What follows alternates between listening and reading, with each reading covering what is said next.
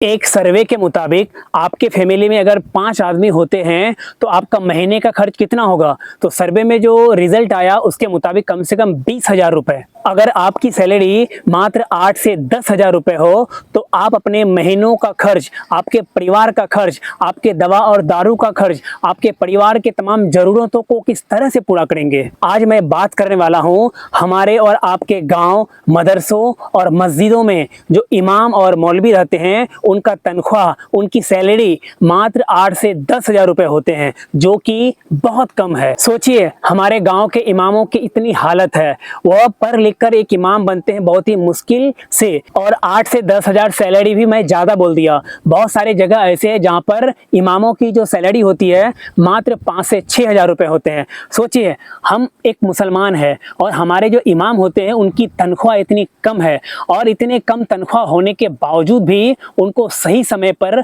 सही वक्त पर उनकी तनख्वाह नहीं मिलते हैं। कई ऐसे गांव भी होते हैं जहां पर कई कई महीनों तक उनको उनकी सैलरी को नहीं दिया जाता है। सोचिए जब हम दुकानों में जाते हैं, जब हम बाजार जाते हैं तो वहां पर 100, 200, 500, 1000, 5,000 रुपए तक खर्च कर देते हैं।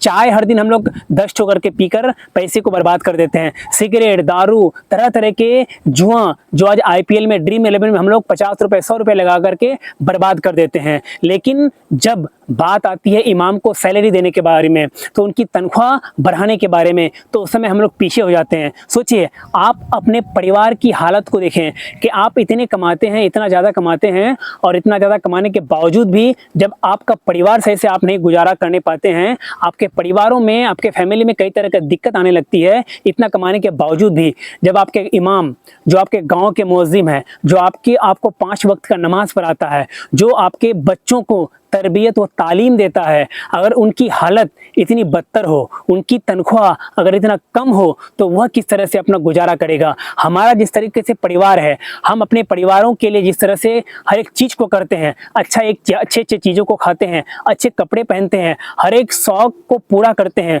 तो वैसा शौक़ हमारे गाँव के इमामों की भी होती है। क्या वह इतनी कम सैलरी में अपने तमाम ज़रूरतों को पूरा कर पाएगा? बिल्कुल नहीं कर पाएगा। लेकिन ऐसा कहते हैं कि अल्लाह की नियामत है, अगर हम उसे 7-8 हज़ार या 10,000 रुपये सैलरी देते हैं तो उसी में वो खुश है, उसी में उनका बरकत है। लेकिन सबसे बड़ी जो बात है वो यह है कि वह इतना कम सैलरी मिलने के बावजूद भी हम उनको सही वक्त पर, सही समय पर उनको उनका सैलरी नहीं देते हैं, तो यह एक बहुत ही बुरी बात है। आज मैं तमाम इस्लामिक भाइयों से गुजारिश करना चाहूँगा, आप तमाम लोगों से भी गुजारिश करना चाहूँगा कि आप लोग, अगर आपके गाँव में कोई भी इमाम है तो उनको उनका सैलरी कम से कम सही वक्त पर दें, और अगर हो सके तो उनकी सैलरी में बढ़ोतरी करें, क्योंकि वह एक इमाम है, वही आपको सही तालीम और तरबियत देता है, वही आपको सही रास्ते पर चलने के लिए मजबूर करता है।